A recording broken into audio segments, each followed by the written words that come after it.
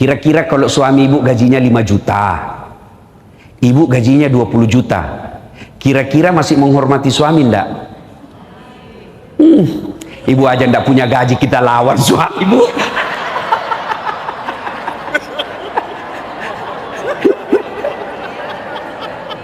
Nah, disinilah masuknya setan. Kalau ada perempuan tidak ngomel, pasti ada kelainan. Benar, hobinya itu perempuan ngomel. Dan satu lagi pak, perempuan itu ahli sejarah. Sekali bapak bikin kesalahan, sudah wassalam, enggak bakal itu dia ulang pak.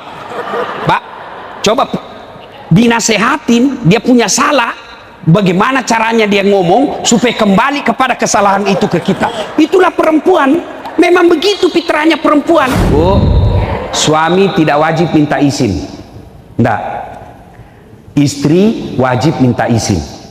Kenapa Ustadz? Karena langkahnya ibu ditanggung oleh suami, sementara dosanya suami ibu tidak tanggung. Kedua, suami memang tugasnya lebih banyak di luar, istri harus banyak di dalam. Jadi kalau sedikit-sedikit izin repot, maka laki-laki itu bukan minta izin tapi memberi izin. Laki-laki itu menerima laporan, bukan melapor.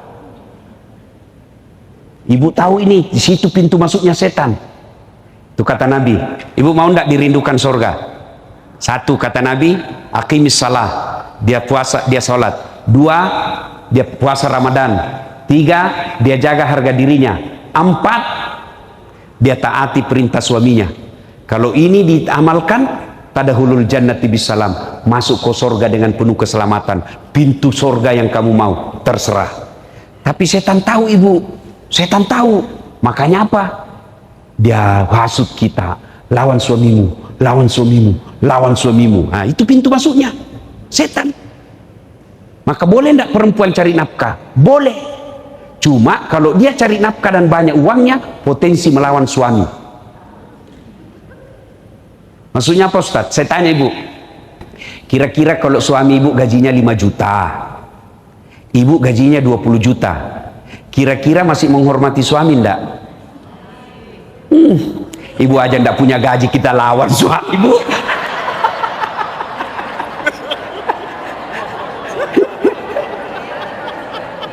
Nah, disinilah masuknya setan. Bu, kalau sholat, setan sholat. Tapi kapan ibu lawan suami, maka ridha Allah lepas. Ridanya Allah, ada ridanya suami. Nah, maka setan hasut kita. Curiga kok, curiga kok, curiga. Ketemu tadi cewek. Kalau ibu mau enak, sangka baik. Orang kalau sangka buruk dalam rumah tangga, percaya tidak akan pernah dia bahagia. Coba kalau sangka baik ibu, telepon suami tidak dijawab pagi-pagi, oh lagi sholat duha, mungkin enak perasaan. Telepon lagi siang, oh berjamaah duhur ini, kan? Sore lagi telepon, tidak dijawab. Jam 5 sore ada WhatsApp teman, saya lihat suamimu di sampingnya ada cewek di atas mobil. Oh, berarti dia lagi nge-grab. Iya kan? Enak perasaan ibu toh. Tapi kalau sangka buruk terus, ilaha illallah, tidak bisa tenang. Istri saya suka ngomel, takdirnya itu bu. Kalau ada perempuan tidak ngomel, pasti ada kelainan. Benar, hobinya itu perempuan ngomel. Dan satu lagi pak, perempuan itu ahli sejarah. Sekali bapak bikin kesalahan, sudah wassalam, enggak bakal itu dia ulang pak. Pak, coba dinasehatin, dia punya salah, bagaimana caranya dia ngomong supaya kembali kepada kesalahan itu ke kita. Itulah perempuan, memang begitu fitrahnya perempuan. Bagaimana beratnya penderitaan bapak tidak seberat penderitaan ibu hamil. Ya, bapak merasakan hamil. Gampang, ambil kelapa pak, 1 biji aja pak, masukkan di dalam baju, kemana-mana bawa pak, mau boker. Itu coba ibu-ibu kalau boker bawa tuh, nggak ada orang mau berak, simpan dulu berat sekali, nggak ada pak. Dan berapa lama? 9 bulan pak. Ibu masih ingat waktu hamil? Ingat? Ada ndak yang tengkurap? Selama ibu hamil, ada ndak tengkurap? Gaya pasrah pak. Coba bapak, berapa lama ibu tidak tengkurap? 9 bulan pak. Bapak 1 bulan aja ndak tengkurap, pusing. Iya toh? Coba melahirkan, masih ingat waktu melahirkan? Masih? Ada ndak ibu-ibu melahirkan senyum? Ada? Mentang-mentang ibu Tenri orang kaya melahirkan senyum, kau nak keluar, kau nak tidak, dia pas menderita ndak bu? Menderita bu? Sakit bu? Tapi heran kok diulang-ulang. Ndak ada orang melahirkan kalau kurang ajar, enggak. Sudah itu menyusui, masih ingat waktu menyusui bu? Apalagi waktu tumbuh giginya, aduh, ada ndak dia? Kok gigi saya ndak dibujuk? Aduh dah, aduh pak, bapaknya senyum pak. Pagi anaknya, malam.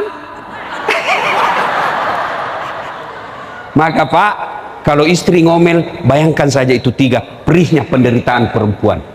Coba lihat toh. Itulah sebabnya Nabi ketika ditanya, ya Rasul, setelah Allah dan Rasulnya siapa yang saya taati? Apa jawabannya Nabi? Ibumu. Setelah itu siapa? Ibumu. Setelah itu siapa? Ibumu. Setelah itu siapa? Bapakmu. Ibu, bapak. Berarti 3 ibu, 1 bapak. Ya toh? Nah, salah paham lagi nih ibu-ibu. Itu sensitif sekali kalau kita bicara begini. Coba ulang. Ibu, bapak. Berarti 1 bapak, 3 ibu. Saya tidak bilang 3 istri. 3 ibu. Apa maknanya? Itulah 3 penderitaan ibu. Sehebat apapun laki-laki, dia tidak pernah bisa memikulnya. Maka kalau ibu ngomel, bayangkan bagaimana susahnya ketika dia hamil. Mau ndak berhenti istrimu ngomel? Ini rahasianya. 1, puji dia. 2, kasih hadiah. Bapak mau tahu perempuan, sambil kau puji, pegang pundaknya, pasti dia senang. Wah, makin cantik kau dek. Meskipun dia tahu kita bohong, dia tetap senang. Iya tuh bu? Iya. Kau tambah cantik saya lihat. Padahal dia tahu bohong ini suamiku, tapi dia tetap senang juga. Maka itu perempuan, kesalahan kita malas memuji. Kalau tetangga, wah puji, ya bu, aduh ibu awet muda kelihatan. Itu didengar istrimu, hancur. Yang kedua, kasih hadiah. Bapak habis dinas, urus usaha, 4 hari baru pulang, bawakan hadiah. Mau itu kembang, coklat, baju, paling senang emas. Ya, kasih emas. Ternyata beberapa hari kemudian dia tahu palsu. Kau bilanglah, kau tahulah sayang, saya mau kasih kau yang emas yang asli, tapi kan lagi seret ekonomi. Meskipun itu palsu, tapi percaya, cintaku 24 karat dalam hati. Mulai dia senyum itu. Iya, saya istri saya kasih gitu. Palsu Ustaz. Iya, tetap cintaku asli. Dia senang. Kalau dia marah, saya peluk. Marah dia, saya peluk. Bila kamu di sisiku, mulai senyum lagi tuh. Masih marah, ku peluk tambah ku kenceng, baru ku bilang insaplah. Wah, berhenti dia marah pak. Jadi perempuan kalau marah, bapak jangan marah dan jangan bawa perasaan. Dan itu perempuan kalau sudah di depan kita pak, tidak berlaku pangkat jabatan dan sekolah, hilang semua itu. Dia bilang mamanya, cek di rumah istriku bu, kamu boleh siga panggung di luar, kau boleh siga mimbar di luar, tapi kalau di rumah kau Hello Kitty. Saya pasrah. Wah pak, daripada kacau rimba persilatan pak, lebih kita mengalah. Kalau perempuan ngomel, puji, kasih hadiah. Bapak anda percaya? Saya tanya, Ibu-ibu, biar suami tidak pulang yang penting ada Nah, coba dengar. Uang dia cari, Pak. Nah, maka kesalahan kita jarang memuji, tidak mau kasih hadiah. Pasti ngamuk. Nah, ibu bapak saudara-saudara sekalian, pesan ketiga, bersedekahlah. Sedekah. Ibu-ibu yang kaya-kaya ini, yang punya emas-emas berlian, kalau ibu meninggal nanti siapa yang pakai, Bu?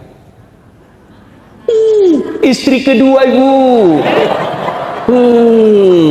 Begitu ibu meninggal, suami dia cabut dulu itu cincin. Ini cincin kawin kita, sayang. Nggak mau keluar, dia kasih sabun. Sudah itu dia cabut lagi kita punya gelang. Ini waktu ulang tahun pernikahan kita waktu umrah emas Dubai. Cabut. Sudah itu dia cabut lagi kita punya kalung. Ini waktu dulu kita jalan-jalan ke Singapura. Terakhir gigi palsunya ibu dia cabut juga.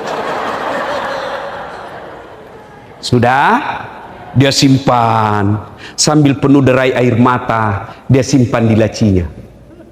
4 bulan kemudian, reuni teman SMA, ketemu cinta lamanya yang sudah janda. Aduh, hancur. Emas yang disimpan baik-baik diambil kembali. Dia senyum bawakan mantannya, Dek, ini kau pakai saja ya, sudah mati yang punya. Bu, daripada dipakai istri kedua, mending bawa untuk kuburnya, Ibu. Dan orang kaya hebatnya, biar dia pakai palsu, orang bilang asli. Ya, Ibu Nur misalnya. Iya, biar palsu, orang bilang enggak mungkin, pasti asli. Maka saya sarankan lebih baik ibu pakai yang palsu. Yang asli bawa ke panti asuhan. Yang asli bawa ke masjid di kampung. Yang asli bawa ke penghafal Quran. Bapak-bapak yang miskin, ibu-ibu yang miskin, enggak usah pakai yang asli. Karena biar asli orang juga enggak percaya. Maka yang asli ibu jual, bawa ke pesantren. Ini disebut pandai menyikapi harta. Percaya, Bu, kalau sudah masuk kubur putus, kecuali tinggal anak yang soleh dan amal sedekah. Dan demi Allah, tidak ada orang bangkrut gara-gara sedekah. Ustadz, saya dengar ceramahnya Ustadz tadi, rasanya anak saya sudah tidak bisa saya harapkan, Ustadz. Tidak tahu ngaji, lancar bahasa Inggris, tapi saya tidak pernah dapati dia mengaji. Lancar bahasa Korea, Ustadz, duitnya banyak, tapi tidak pernah saya dapati berjamaah. Jangan putus asa. Anak pesantren ibu urus. Ustadz, saya sampai sekarang belum punya anak. Wala ta'asu min rauhillah. Jangan putus asa. Ibu datang ke pesantren, tanya gurunya, ada penghafal Quran? Ada. Berapa biaya hidupnya 1 bulan? Bu, 700.000 1 orang. Saya tanggung 7 orangnya, 2.500.000, berapa? 20. Nah, saya tidak terlalu kuat kalau urusan uang, Bu. Ibu-ibu lebih apa? Nah, misalnya 1 anak 700, Ustaz. 3 anak saya tanggung, Ustaz. 2.100.000 kirim tiap bulan. Itulah yang menjadi anaknya ibu. Selama dia belajar agama, sama anak kandungnya ibu, meskipun tidak dilahirkan. Begitu juga bapak-bapak. Bapak ndak usah jadi ustadz. Berat. Gimana caranya? Urus ustadz. Ustadz datang, Ustadz pakai kendaraan siapa? Ada kendaraan saya pakai, Ustadz.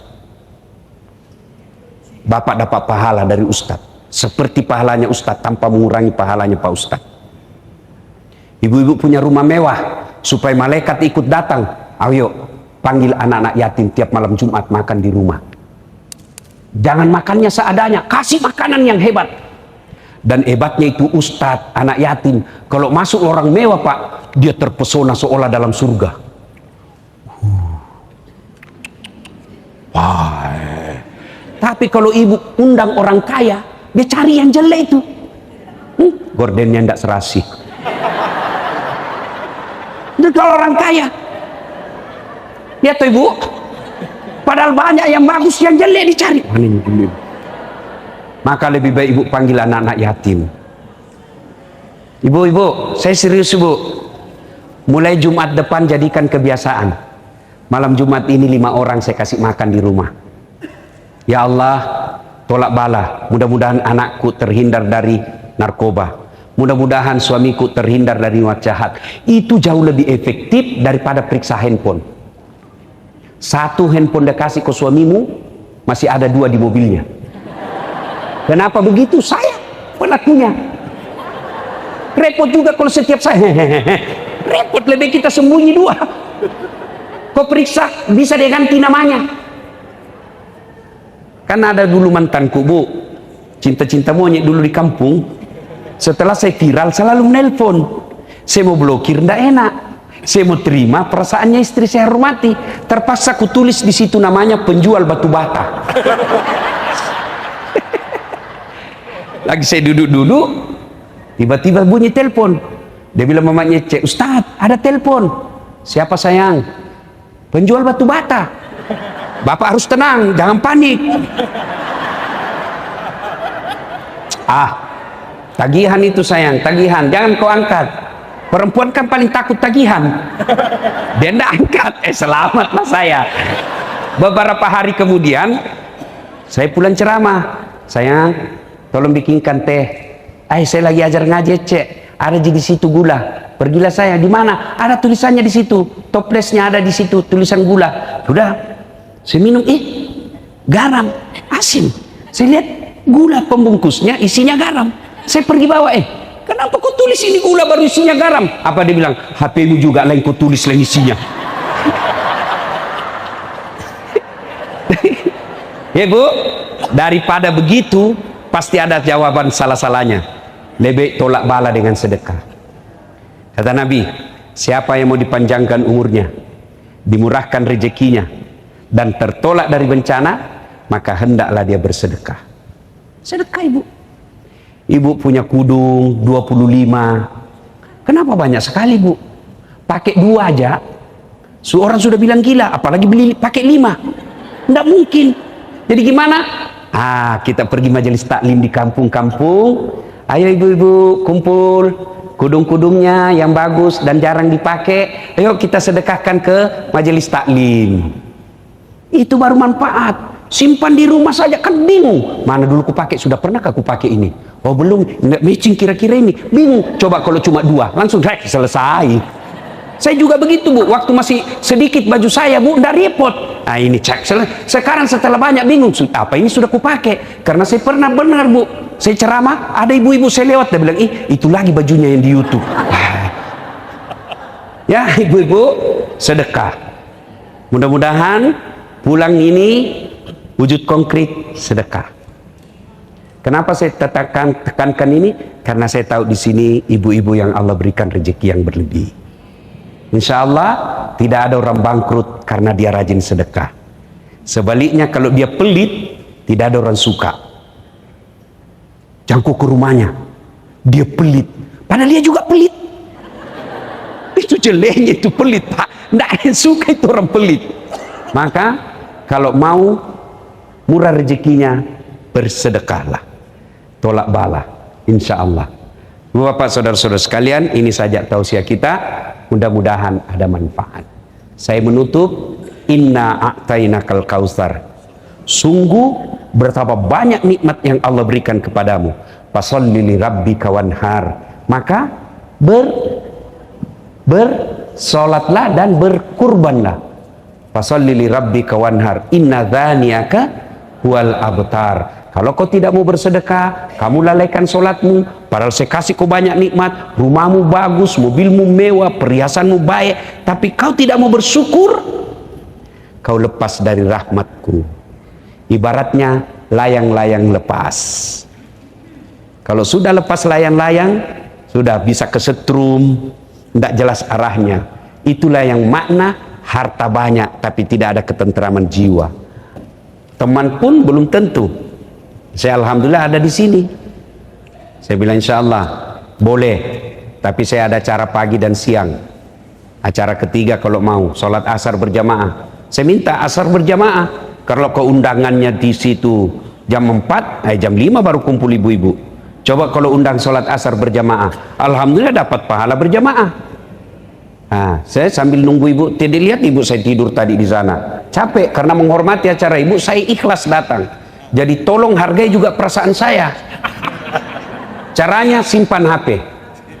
Bisa? Karena kalau ibu pegang HP pasti tidak konsentrasi dengar ceramah. Ya, Ustadz kita mau rekam. Kalau ibu rekam gambarnya tidak jelas, suaranya bising. Bagaimana caranya Ustadz? Itu ada. Saya bawa kamera. Ibu diam, tenang, biar dia yang rekam. Tapi kau bawa pulang kamera Ustadz, tenang, nonton YouTube. Pengajian Majelis Taklim An-Nur. Sudah nonton, jangan lupa like and share. Sudah ibu ya, bisa ibu? Bisa simpan dulu HP-nya. Ibu-ibu yang pegang HP selama saya ceramah, saya doakan suaminya kawin lagi. Amin ya Allah. Baru disimpan itu.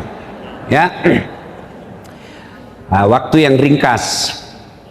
Bapak Ibu, bapak-bapak saya tanya, mau ndak wafat dalam keadaan tawaf? Bapak mau ndak merindukan ndak meninggal dalam keadaan tawaf? Mau. Ibu-ibu mau ndak meninggal dalam keadaan sa'i? Bapak-bapak mau ndak meninggal di tanah suci Mekah depan Baitullah? Ibu-ibu mau ndak meninggalnya jadi di sujud sholat? Mau ndak? Semua mau. Tapi dengar firman Allah, laqad kana lakum fi rasulillahi uswatun hasanah. Contoh teladan kita Nabi Muhammad SAW. Tidak ada susahnya bagi Allah kasih wafat Nabi pada saat tawaf. Tidak ada susahnya Allah wafatkan Nabi dalam keadaan sa'i. Tidak ada susahnya bagi Allah wafatkan Nabi dalam keadaan sujud sholat. Tapi di mana wafat Nabi? Tawaf tidak, sa'i tidak, sholat tidak, ceramah tidak. Di mana? Pangkuan istrinya Aisyah. Apa pesannya? Ibadah paling panjang rumah tangga. Ibu berapa lama kalau sholat 5 waktu?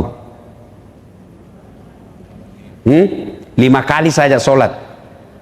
5 kali aja sholat satu hari, tambah bonus-bonus dengan sunnah. Ada ndak di sini sholat 5 waktunya duhur 10 menit? Ndak yakin saya. Yang ada duhur 3 menit. Ya toh? Itu pun yang 3 menit lengkap dengan ingatan WhatsApp. Ini kan? Ayo, haji berapa kali Bu haji? Saya tidak yakin ada yang sampai 10 kali haji di sini. Coba. Jadi kalau kita mau mati dalam keadaan haji, peluang rendah. Kalau kita mau mati dalam keadaan sholat, peluang rendah. Tapi berumah tangga, 24 jam berumah tangga. Cari nafkah, ibadah. Mikirkan bagaimana rumah supaya bisa AC, ibadah. Bagaimana cari nafkah anak bisa sekolah, ibadah. Bagaimana bisa menghidupi sopir, ibadah. Bahkan berhubungan suami istri pun ibadah. Itulah sebabnya kalau sama istri kita tidak nyaman. Kenapa? Ibadah, setan tidak mau. Kalau teman selingkuh, godaannya besar. Kenapa? Setan. Maka ibadah terpanjang selama hidup kita berumah tangga. Nah, sekarang rumah tangga ibu. Baru-baru kita Idul Kurban. Saya segarkan kembali ingatan kita, sejarahnya itu Idul Kurban. Ya, supaya kita ulang lagi nih. Kaitannya rumah tangga. Itu kan Ibrahim, Pak, kaya. Ibu-ibu, Ibrahim itu kaya. Hebatnya dermawan. Banyak di Indonesia kaya, serakah, pelit. Sudah kaya, masih serakah, plus pelit. Ini Ibrahim kaya dermawan. Hebatnya Pak, dia sembeli 1000 domba, 100 onta. Kira-kira kalau dirupiahkan sekarang 2,5 miliar. Ada di sini 2,5 miliar kemarin kurbannya? Tidak ada. Seluruh malaikat memuji Pak. Apa kata malaikat? Hebat ini Ibrahim. Manusia pun puji. Hebat kau Ibrahim. Jago kau. Kecil ini. Andai saja ada anakku juga kupotong. Kenapa? Ibrahim tidak ada anaknya. Beberapa tahun kemudian, Ibrahim menikah dengan Siti Sarah. Kata Siti Sarah, bang, abang ini kan nabi, perlu ada pewaris. Saya tidak bisa berikan kamu anak, kau kawin lagi lah. Apa kata Ibrahim? Enggak. Kalau inilah takdirku, ya sudah. Enggak bang, kau nikah lagi. Enggak. Luar biasa pak. Ibrahim didesak menikah, enggak mau pak. Bapak-bapak sekarang dilarang sembunyi-sembunyi. Malah pakai KTP-nya orang lagi. Akhirnya desak. Ibrahim berkata, baik kalau begitu dek. Oke, karena kau maksa. Oke, nikah. Sudah menikah, alhamdulillah, hamillah Siti Hajar. Selang beberapa saat, hamil pula Siti Sarah. Ini buat ibu-ibu nih. Kalau ada sudah 10 tahun, belum punya anak, coba pakai ilmunya Siti Sarah. Ya, siapa tahu mujur, siapa tahu. Ya kan? Nah, Siti Hajar dengan Ibrahim lahir anaknya. Namanya Ismail alaihi salam. Inilah keturunan kita orang Islam. Ibrahim dengan Siti Sarah lahir anaknya. Namanya Ishak alaihi salam. Inilah keturunan Yahudi yang kurang ajar. Kita itu dengan Yahudi satu kakek, cuma Yahudi kurang ajar. Nah, lagi lucu-lucunya anaknya. Ya kan? Ibu-ibu, dengar dulu. Sejarah sebelumnya ada yang tersisa. Ketika lagi kecil-kecil anaknya, ya, balita kira-kira sekarang, Allah perintahkan kepada Ibrahim sama Siti Hajar.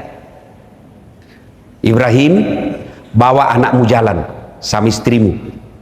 Kemana? Kau jalan saja. Dari Palestina pak. Kau jalan saja. Kemana? Kau jalan.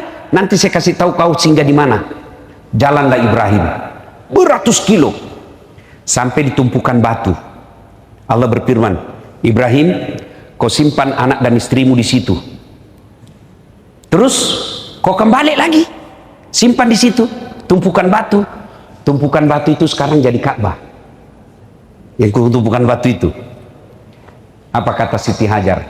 Bang, kalau ini perintah Allah, jalan kau. Biar saya urus anakku.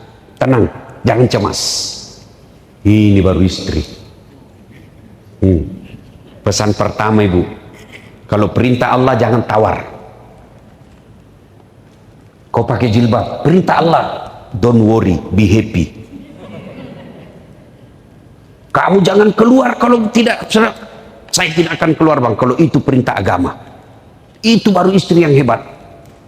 Pergi Ibrahim, balik. Apakah Siti Hajar pasrah? Tidak.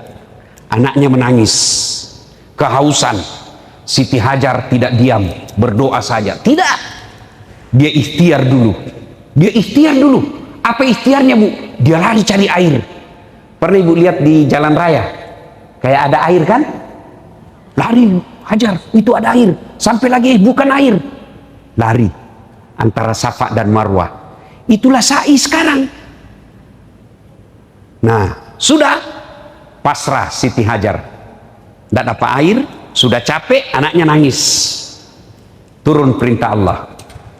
Ibrahim, Jibril, kau turun, hentakkan kakinya Ismail. Patok ya jina. Hentakkan kakinya Ismail ke tanah. Dihentakkan, dengan izin Allah keluar air. Lalu Siti Hajar berkata, Zam, zam, zam, zam. Itulah air Zam-Zam sekarang. Mulailah beredar berita, ada di satu pelosok ada sumber mata air, tidak pernah kering dan selalu mengalir. Beredarlah itu di padang pasir, namanya air di tengah padang pasir, orang semua datang. Ramailah kampung itu, kemudian disebut nama Hijaz, yang ini sekarang disebut Makkah.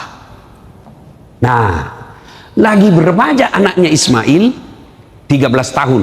Quran tidak menjelaskan 13 tahun, tapi Quran cuma mengatakan Ismail sudah pandai membantu bapaknya. Kira-kira remaja sekarang, 13-14 tahun. Tanggal 8 Zulhijjah. Ibrahim alaihissalam mimpi. Ibrahim, kau pernah bilang toh, kalau ada anakmu saya potong. Sekarang ada anakmu, potong itu. Potong. Ibrahim bangun, Pak. Ini mimpi atau wahyu? Kalau mimpi, kenapa anak disuruh potong?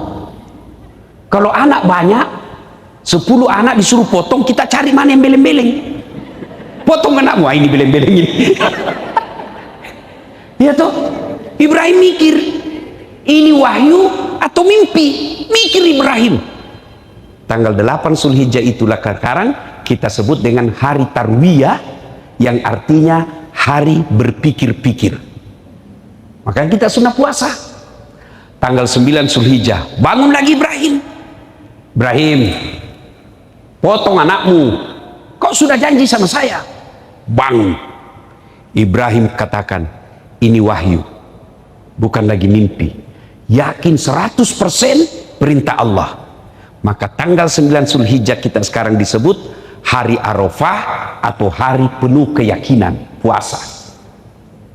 Tanggal 10 Zulhijjah, Ismail diajak ngomong bapaknya. Mail. Kalau di Makassar, Mail.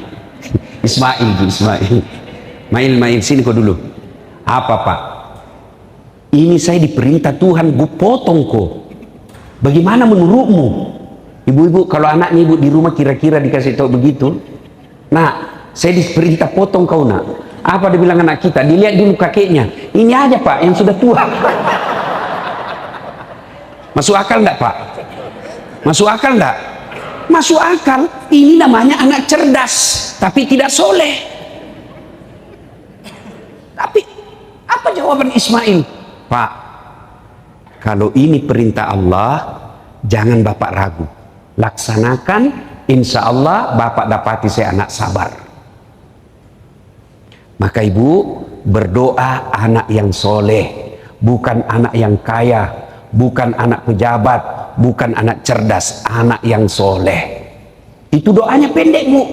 Rabbi habli minas solihin. Untuk apa anak kaya kalau pelit?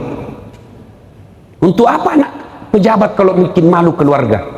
Berapa banyak orang tuanya terhormat, anaknya jadi pejabat, satu keturunan malu karena anaknya tidak punya agama. Maka kita minta Rabbi habli minas solihin, berikan hambana yang soleh. Pelajaran kedua, Ismail. Coba Pak, Ibrahim sudah nyata perintah Allah, tapi masih ajak ngomong anaknya. Kita orang tua sekarang otoriter.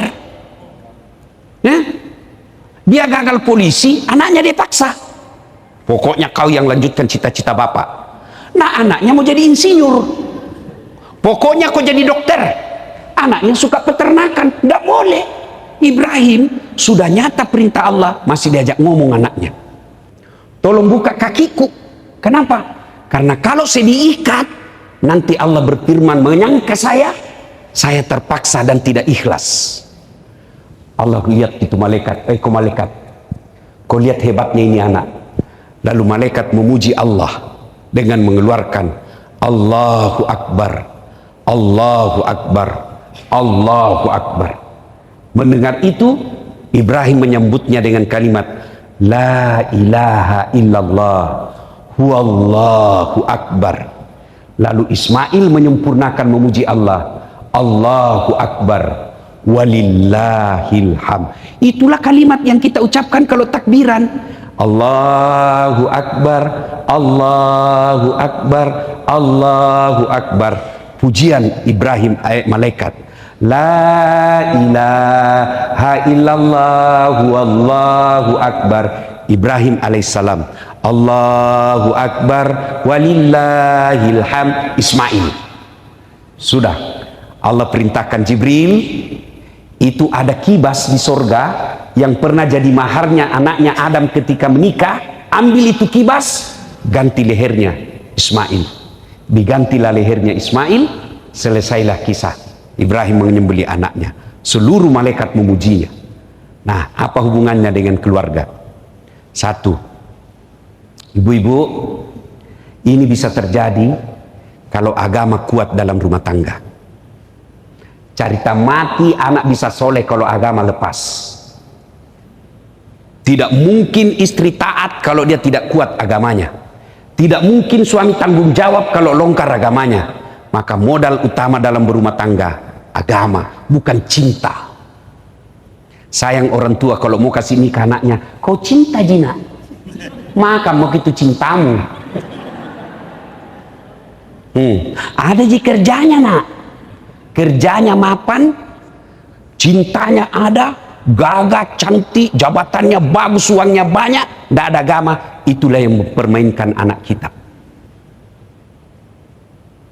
Tapi kalau agamanya ada, meski kerjanya tidak jelas, tapi dia punya tanggung jawab. Coba lihat anak-anak orang kaya yang tidak ada agamanya, dia hina anak kita. Banyak uangnya, tidak ada agamanya, dia tidak ada hormati tuh besannya. Kenapa? Ada duit saya. Tapi kalau ada agamanya, makin banyak duitnya, makin dihormati orang. Kenapa? Agama adalah patokannya dalam hidup. Maka Bapak Ibu, agama anak ke anak kita. Saya mau tanya dulu ibu-ibu, tolong jawab dengan jujur. Bu, Bu, bagaimana proses agama di rumah? Rumah mewah, ada pengajian? Alhamdulillah. Jangan sampai lebih sering arisan daripada taklim. Ayo. Percaya bapak-bapak, anak ini harta paling berharga. Bapak, kalau ibu-ibu kalau meninggal, siapa yang doakan ibu? Suami.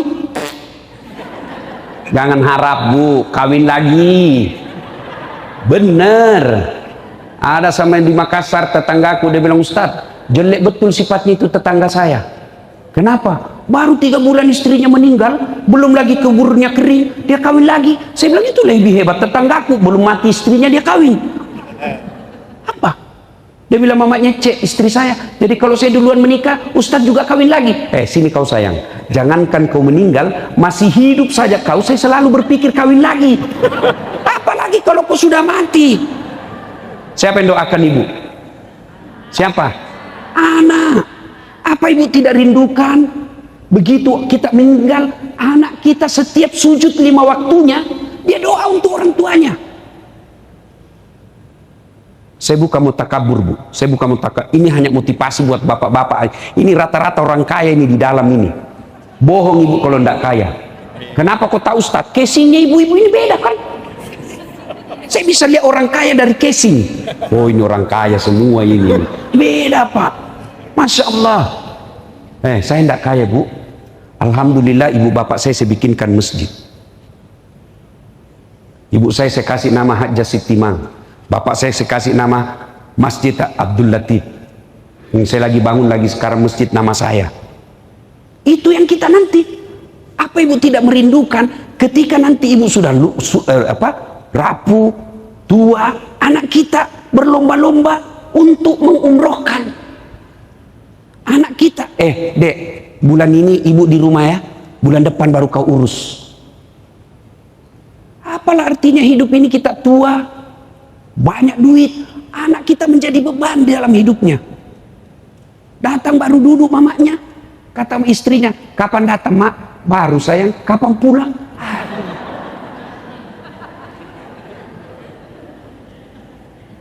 Aduh, cuma sayang. Maafkan saya Bu ya, ini gunanya ceramah. Jangan marah Ibu ya, supaya ada boleh pulang ada oleh-oleh ceramah. Sayang ibu-ibu sekarang lebih sibuk ngurus kecantikan dirinya daripada didik anaknya. Lebih sibuk periksa HP-nya suaminya. Apa gunanya ku periksa itu HP-nya suamimu? Jangan ketawa ibu, saya serius ini. Ayo, datang suaminya, mana HP-mu? Coba lihat. Apa suami bagaimana tidak cepat serangan jantung? Kok tahu Ustaz? Karena saya begitu. Kenapa ada mantanmu di sini? Namanya mantan, tidak mungkin di-delete. Ini mantan bukan aplikasi yang bisa dihapus, nggak ada bekasnya. Ini hati Bu. Daripada sibuk ngurus HP, urus anak. Urus anak. Suamimu terlantarkan kamu, anakmu nanti yang angkat derajatmu. Suamimu selingkuh, anakmu nanti yang muliakan. Dan itu anak dia bisa bedakan mana orang tuanya yang baik. Kalau ada selisih saya gampang, orang curhat, saya mau tahu suami atau istrinya yang masalah, saya lihat mana dibela anaknya. Maka ibu-ibu, apalagi usia senja, apalagi kita yang sudah muka-muka sakaratil maut, inilah penyakitnya ibu-ibu, tidak mau dibilang usia senja, maunya terus dibilang, oke lah ibu-ibu yang masih cantik-cantik. Masya Allah, untuk apa lagi? Ayo anak bu, gimana cara didik anak Ustaz? Coba tiap hari bu baru bangun, mau tidur, pengajian. Tua, bu ibu, cukup kasih makan barang halal anak kita. Barang halal. Nah sekarang orang tua lebih gelisah, malu kalau anaknya tidak punya iPad, malu kalau anaknya tidak pakai behel, malu kalau anaknya tidak punya mobil. Memangnya ada orang masuk neraka gara-gara tidak punya mobil? Yang masuk neraka karena anaknya tidak sholat. Maka penting pengajian ini, ayo evaluasi kembali cara didik anak. Jangan berharap anak sopan kalau ibu bapaknya selalu dilihat bicara kasar. Nah, anak yang dulu karena waktu terbatas. Yang kedua, Ibrahim itu suami yang baik. Cerita mati bapak mau didengar istri, kalau bapak bohong terus, tidak bakal. Jadi kalau bapak mau didengar istri, jangan bohong. Satu bohong yang boleh, bohong untuk membahagiakan istri, boleh. Bohong yang bagaimana Ustaz? Ibu beli hadiah, kain, kasih, gimana pak? Bagus enggak? Paling bagus ini. Selama kita menikah ini baju yang paling baik. Malah kalau bapak jujur dosa. Bodoh memang kamu ini. Warna apa ini? Bohong seperti itu boleh. Nah, bagaimana suami yang baik? Suami yang baik teladan. Jangan harap istri kita mau izin keluar kalau kita juga kadang-kadang tidak keluar. Keluar tidak menyampaikan. Ini juga perlu ibu. Ibu-ibu,